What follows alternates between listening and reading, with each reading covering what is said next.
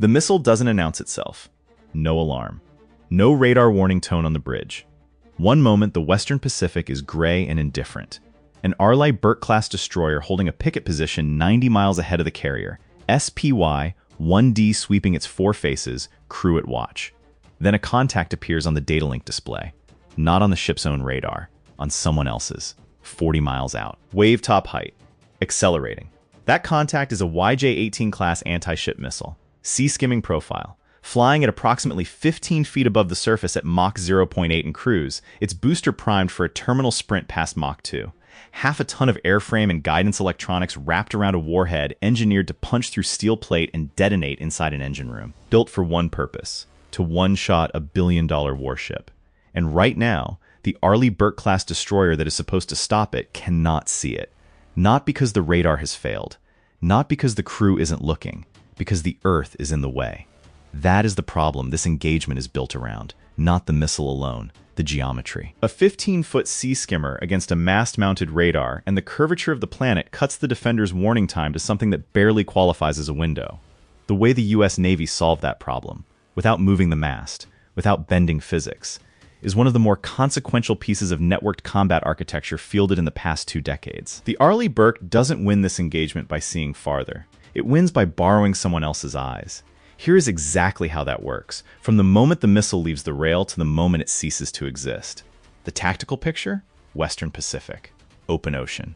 No land within 200 miles. A carrier strike group operating in contested airspace, and the geometry is what it always is in this part of the world.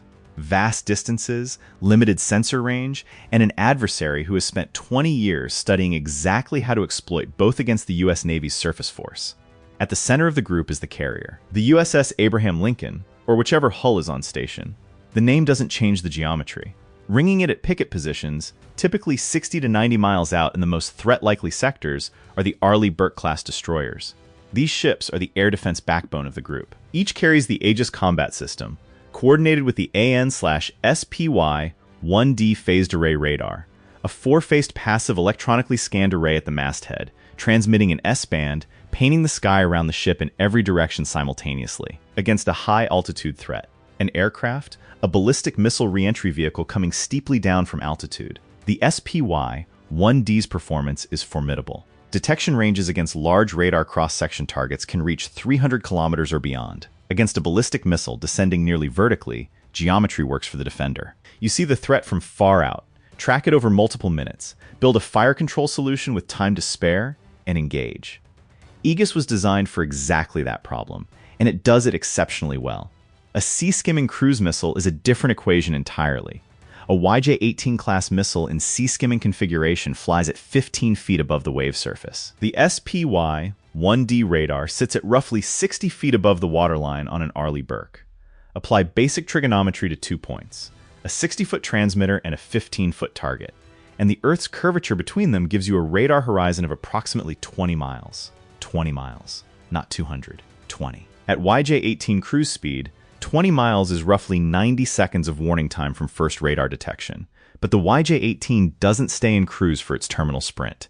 At roughly 15 to 20 miles from the target, it lights its booster and transitions to supersonic, past Mach 2, sea-skimming, with an active radar seeker hunting the ship's hull. At Mach 2+, 20 miles is under 25 seconds. That is the window in which the Aegis combat system must detect the contact, classify it, assign a weapon, compute an intercept solution, and launch. Not achieve a clean intercept, just get a round off the rail. The math is unforgiving in a way that no amount of crew training or radar sensitivity can fully overcome. If the Sea-Skimmer is first detected at 20 miles, the engagement is already close to its margin. This is the tactical problem that kept US Navy air defense planners focused for the better part of 2 decades. The answer they arrived at was not to make the radar look farther. It was to make the ship shoot on someone else's radar entirely. The program is called NIFC-CA, Naval Integrated Fire Control, Counter-Air. Developed through the 2010s and demonstrated in successive live fire tests at the Pacific Missile Range facility off Kauai, NIFC-CA does something that sounds conceptually simple and is technically staggering. It allows one platform's sensors to provide fire control quality targeting data to another platform's weapons. Not general queuing. Not something is over there, go look. Fire control quality. Precise enough in bearing, range, speed, and projected trajectory that a ship can launch a guided interceptor at a target its own radar has never painted. The key forward sensor node in this scenario is the F-35C, the carrier variant of the Joint Strike Fighter, operating 60 to 70 miles ahead of the strike group. The F-35C carries the AN/APG-81 active electronically scanned array radar, the AN/ASQ-239 Barracuda electronic warfare suite, and the electro-optical distributed aperture system, a ring of infrared sensors covering the full sphere around the aircraft fused into a single integrated sensor picture. The F-35C is not stealthy just in its radar cross-section. It is designed to collect intelligence and track threats while emitting as little as possible. Low probability of intercept radar modes, passive electronic warfare collection, so that it can see without being seen. An F-35C orbiting at 30,000 feet, 65 miles forward of the destroyer, faces completely different geometry against a sea-skimming threat. At 30,000 feet, the radar horizon to a sea-level target under standard atmospheric conditions extends to approximately 200 miles. Even accounting for practical clutter, detection thresholds, and atmospheric variation, the F-35 sensors can acquire a sea-skimming missile while it is still 80 to 100 miles from the surface ships it is targeting. At that range, the Arleigh Burke's own radar shows nothing but wave clutter. The F-35 is watching. The destroyer is blind. NIFC-CA bridges those two platforms into a single fire control system. The F-35's track, bearing, speed, altitude, and projected future position is transmitted over the Cooperative Engagement Capability data link to the E-2D Advanced Hawkeye, the carrier-based airborne early warning aircraft orbiting above the group and serving as the network relay node. The E-2D, itself upgraded with the AN/APY-9 radar and the airborne passive/active warning and survivability system, receives the composite picture from multiple sensors and pushes it in real time to the Aegis systems on the surface ships below. The result, on the display in the Arleigh Burke's Combat Information Center, is a track appearing on the data link. Bearing, range, speed, altitude, projected intercept geometry. The source annotation reads, RIMO. The fire control computer can solve the intercept problem. The SPY-1D is sweeping the threat bearing and seeing nothing. The Sea-Skimmer is still 40 miles beyond its radar horizon, and yet the Aegis system has everything it needs to launch. This is what the Navy calls engage on remote. The ship shoots on the network's eyes. The SM-6 leaves the MiG-41 cells before the destroyer has seen the target it's hunting. And here is where the architecture becomes critically dependent on something no weapon system can guarantee in a real fight: the data link staying alive. The Cooperative Engagement Capability link that carries the fire control track from the F-35 through the E-2D to the ship is the spine of this engagement. An adversary who understands NIFC-CA, and any peer-level adversary operating in the Western Pacific understands it in considerable detail, knows that link is the most valuable target in the entire kill chain. More on what happens when the link degrades in a moment, because it does degrade, and the engagement still has to complete. The engagement, minute by minute, present tense, real hardware at documented specifications. The F-35C is holding its patrol orbit at 31,000 feet, 65 miles forward of the destroyer's picket position. The aircraft is running low probability of intercept radar modes. The APG-81 sweeping in a mode designed to minimize the detectability of its own emissions.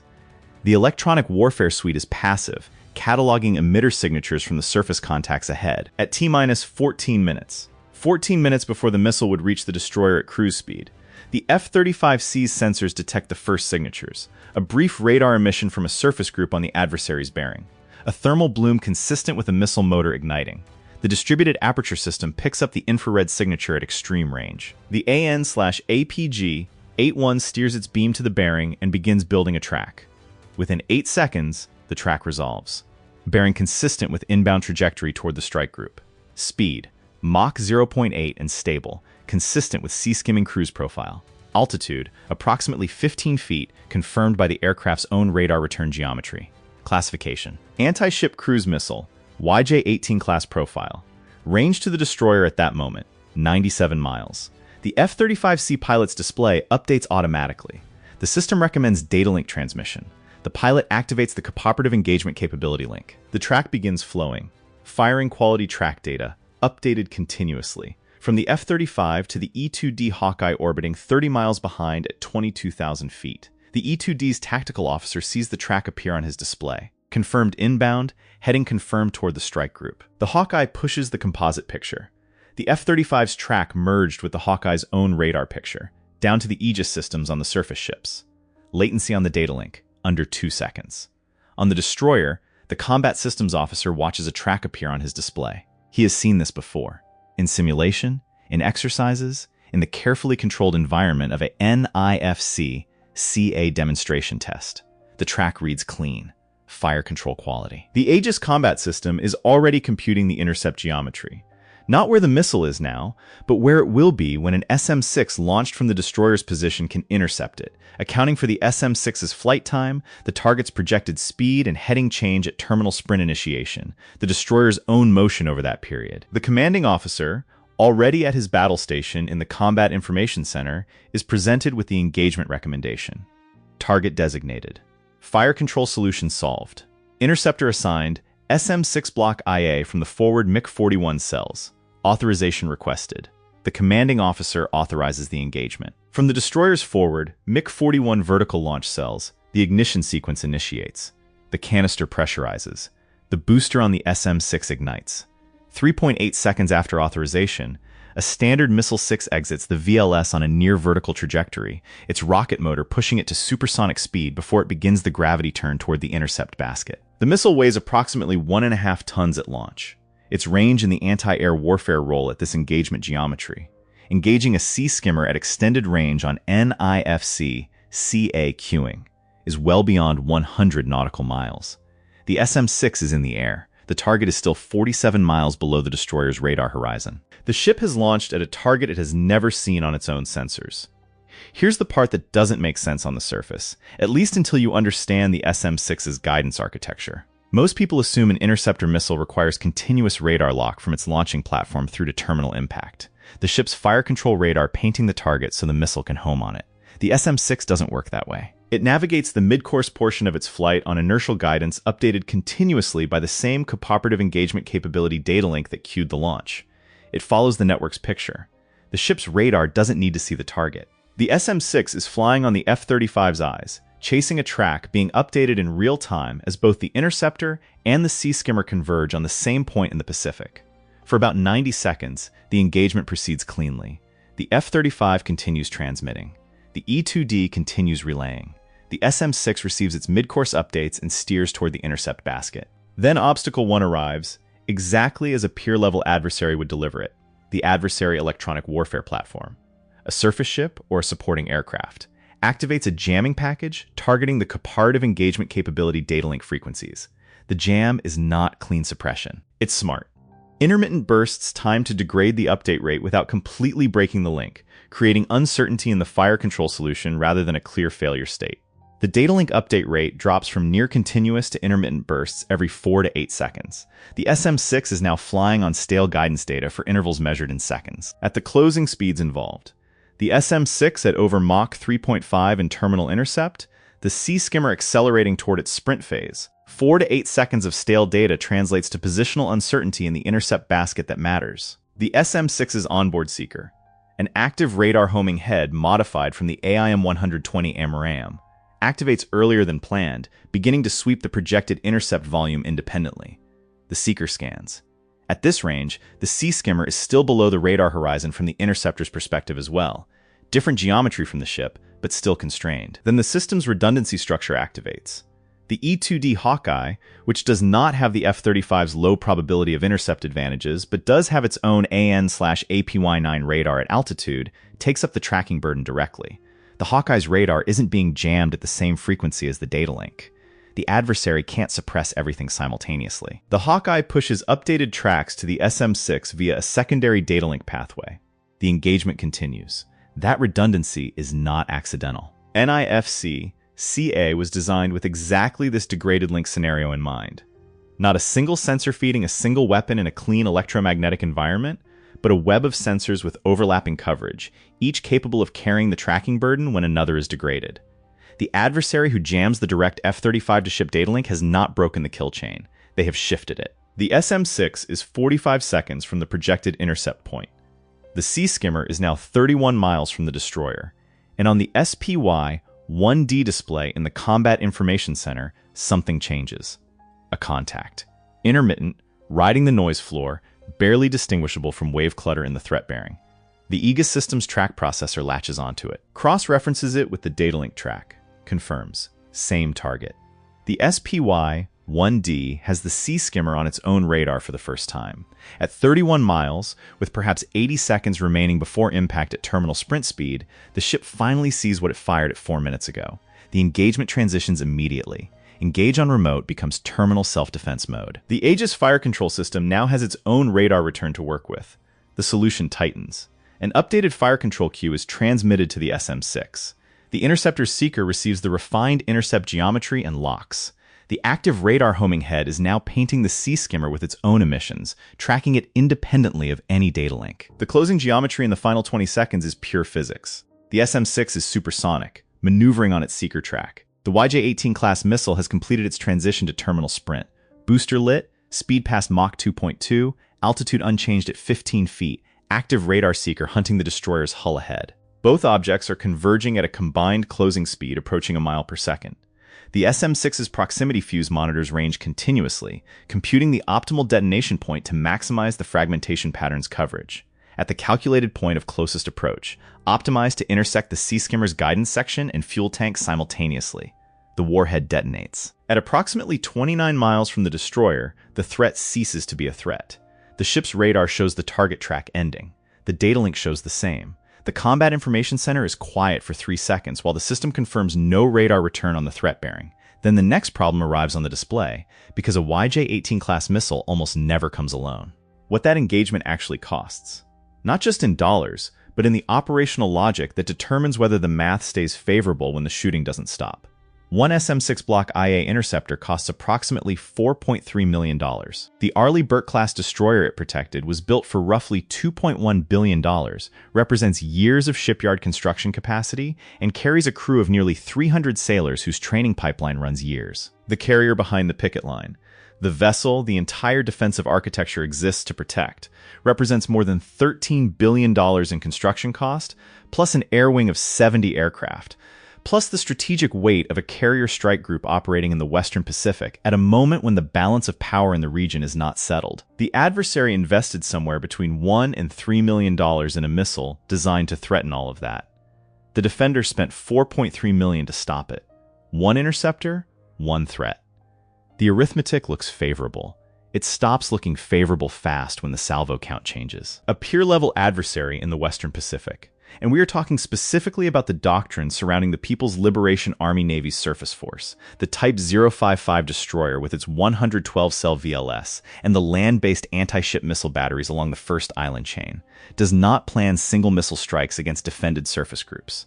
Saturation is the doctrine. The logic is that no point defense system can simultaneously engage more threats than it has interceptors in the air, and that the geometry of a coordinated salvo arriving from multiple bearings forces the defender to split its engagement assignments at the worst possible moment.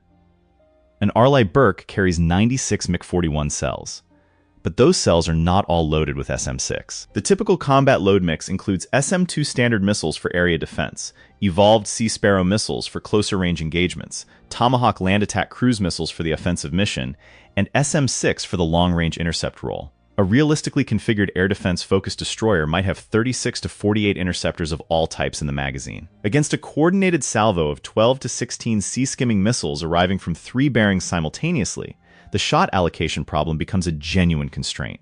The Navy knows this constraint precisely, and the entire NIFC-CA architecture is in part a response to it. By engaging threats at 100 miles instead of 20, the system buys time to sort the raid, identify prioritized threats, and potentially reduce the salvo count before it reaches close-range engagement range. An F-35C carrying AIM-120 AMRAAMs can contribute intercepts against the missile volley from outside the ship's radar horizon. The E-2D's picture lets multiple ships in the group coordinate shot assignments to avoid redundant engagements.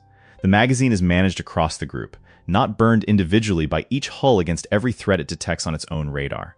The layering is not just depth, it's inventory management.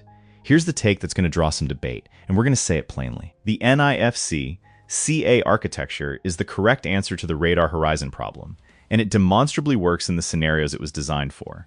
But it creates a single dependency structure that a sophisticated adversary will specifically target before the first missile launches. The F-35C forward is not invisible to every sensor. The J-20 stealth fighter, China's fifth-generation air superiority platform, was designed with defeating exactly this kind of forward battle management node as a primary mission. A J-20 operating in the same airspace as the forward F-35C is not a theoretical threat. It is the logical opening move. Suppress or destroy the forward sensor, and the Arleigh Burke goes back to fighting on its own radar. 20 miles. 25 seconds. Everything NIFC-CA was built to avoid. The E-2D Advanced Hawkeye, the relay node that holds the network together, operates at medium altitude on a predictable racetrack orbit. It carries sophisticated electronic countermeasures, but it is not stealthy. It is a known target, flying a predictable pattern, performing a function that the adversary's targeting chain will have mapped in detail. If the opening strikes of a Western Pacific engagement go after the E-2Ds first, before the surface-to-air missiles launch, before the Sea-Skimmers are airborne, the battle management architecture that makes a carrier strike group's air defense work at its design performance is degraded before the engagement the system was built for has begun. We'll say what some analysts prefer to leave in the footnotes. The NIFC-CA architecture assumes sensor survivability in the same contested environment that is trying to destroy those sensors. That assumption is real risk, and the Navy's investment in making its enabling nodes more survivable. The F-35C's own self-protection suite, the E-2D's APAOD system, the redundant data link pathways, reflects exactly that recognition. The capability is real. The vulnerability is also real. Both things are true simultaneously. Put yourself in the position of the commanding officer of that Arleigh Burke for a second.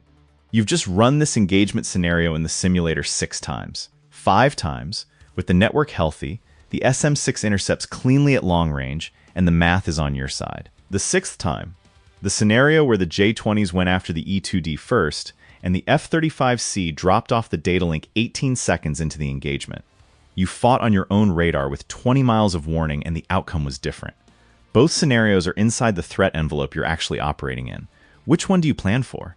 That question isn't rhetorical. It's the live design tension inside the Navy's surface warfare community right now, when the group's defensive architecture leans this heavily on networked forward sensors, is the right answer to push more sensors further forward and accept the targeting exposure that comes with it, or to invest in making every hull capable of fighting effectively on its own systems within its own horizon? Both choices carry costs, and neither fully resolves the geometry.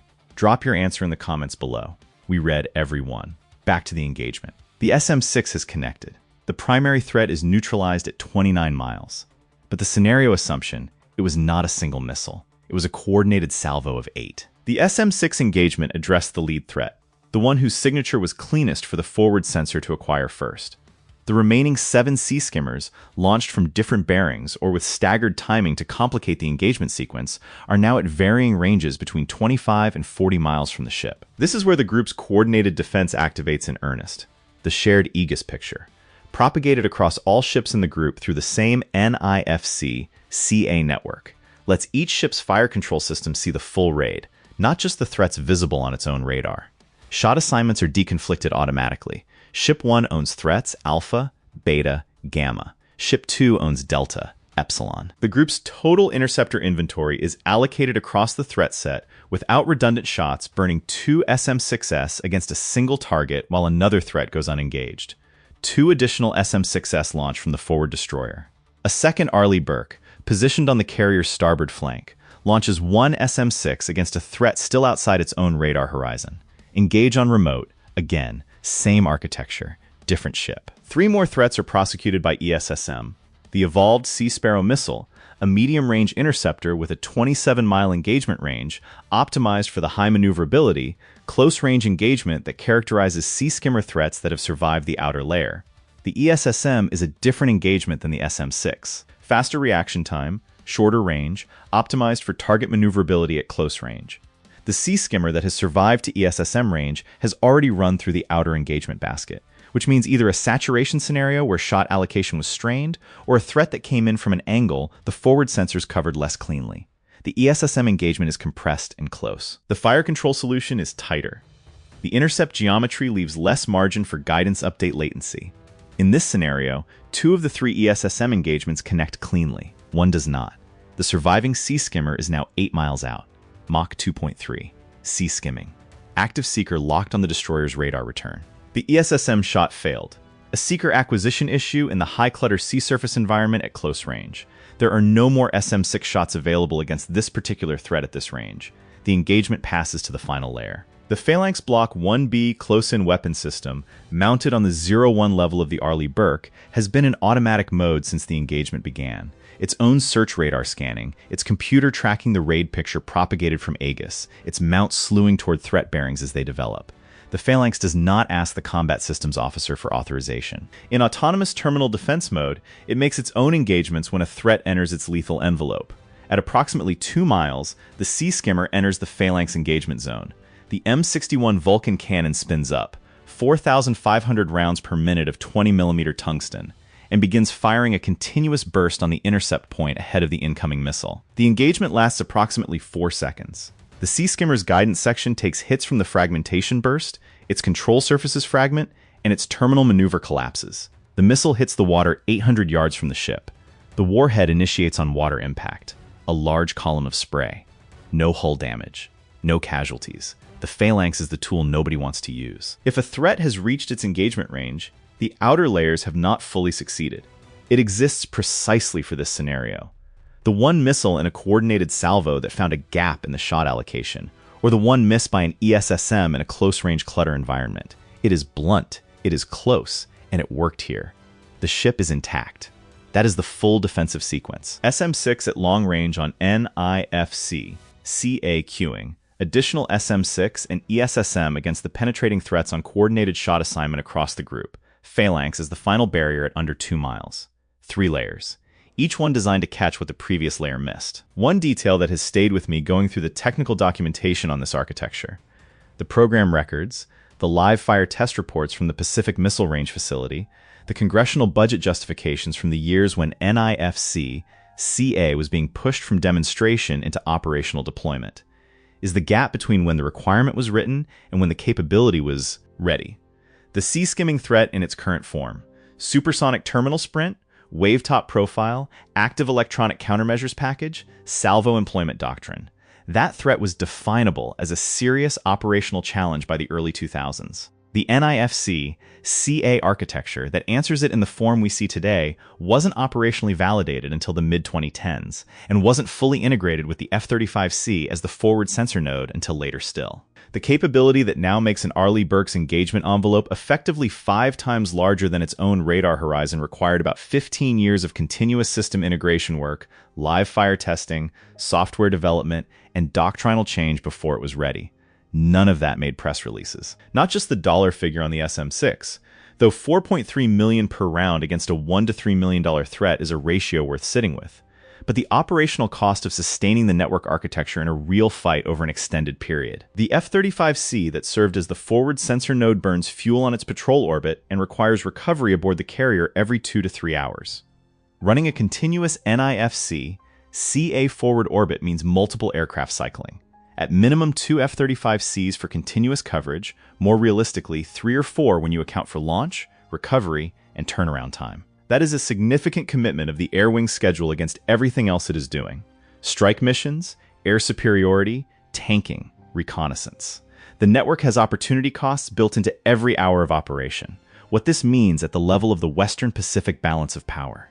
The People's Liberation Army Navy has commissioned more surface combatants in the past decade than the U.S. Navy has built in 3. The Type 055 guided missile destroyer, a cruiser-sized surface combatant with a 112-cell VLS, an advanced integrated mast with phased array radar, and a surface-to-air missile suite built around the HHQ-9B and HHQ-16, represents a peer-level surface warfare capability that did not exist in Chinese service 15 years ago. The DF-21D and DF-26 anti-ship ballistic missiles extend the threat envelope in a second dimension entirely. High-speed ballistic reentry vehicles, some reportedly maneuvering, targeting carrier strike groups at ranges beyond any conventional intercept solution. Against the sea-skimming threat specifically, the SM-6 is the current answer. The extended range variant. The SM-6 Block IB pushes the engagement envelope further still, and the SM-6's terminal ballistic missile defense capability extends the system's relevance against the DF series as well. The MiG-41 VLS magazine that carries the SM-6 also carries the SM-3, optimized for ballistic missile defense at exoatmospheric altitudes. The same ship, the same cells, defends against both threat families. The deterrence math from the adversary's planning perspective. To successfully prosecute an anti-ship strike against a carrier strike group operating with NIFC-CA at full network health, you need to neutralize or degrade the forward sensors before the Sea-Skimmers launch. That means going after the F-35Cs on their patrol orbits, which means committing air-to-air assets in a contested environment against a stealth platform operating with home field advantage in its own sensor envelope, or going after the E-2D Hawkeyes, which means committing long-range strike platforms or air superiority assets to a deep penetration against the strike group's inner defense layer, or jamming the cooperative engagement capability data link effectively enough to reduce the Arleigh Burke to its own 20-mile radar horizon, which requires a sustained electronic warfare effort powerful enough to overcome the redundant data link pathways and frequency hopping protocols built into the system. None of those tasks are impossible. All of them are significantly harder than launching a Sea-Skimmer at a ship and hoping the geometry does the work for you. That difficulty is deterrence. The network converts a geometric vulnerability, the 20-mile radar horizon, into a 100-mile engagement envelope. The adversary has to solve the network before the seeker head geometry problem becomes their friend. That is the capability the $4.3 million SM-6, riding a 100-mile fire control solution generated by a jet 65 miles ahead, is actually purchasing. Not just an intercept. A demonstration that the radar horizon of a networked fleet is the horizon of its farthest sensor. The YJ-18 class missile was built to one-shot a billion-dollar warship. In this engagement, at every range band from 90 miles to 800 yards, the network was working. The forward eyes, the relay node, the fire control solution, the interceptor following a track built from 60 miles away, the ESSM in the close-in engagement, the Phalanx at the last gate. The Sea-Skimmer never saw the ship. The ship didn't see the missile until it was 30 miles out. The SM-6 that stopped it left the rail 4 minutes before that. That 4-minute gap is what defines this whole architecture. From the moment the commanding officer authorized the engagement to the moment the threat was neutralized. 4 minutes of a weapon flying on borrowed eyes, guided by a network the ship is woven into but doesn't control, toward a target confirmed by a jet the ship couldn't talk to directly.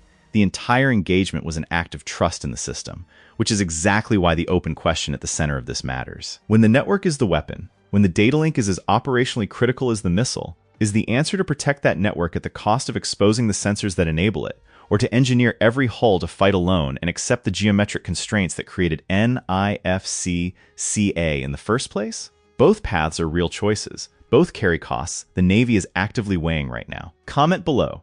Push the sensors forward, or keep every ship capable of fighting on its own radar? We read every one. If you want to follow this question from the other side, what it actually takes for an adversary to find the carrier strike group in the first place, why the targeting problem is harder than the intercept problem, and where the search and strike chain starts breaking down before the Sea-Skimmer ever leaves the rail. That is the next breakdown.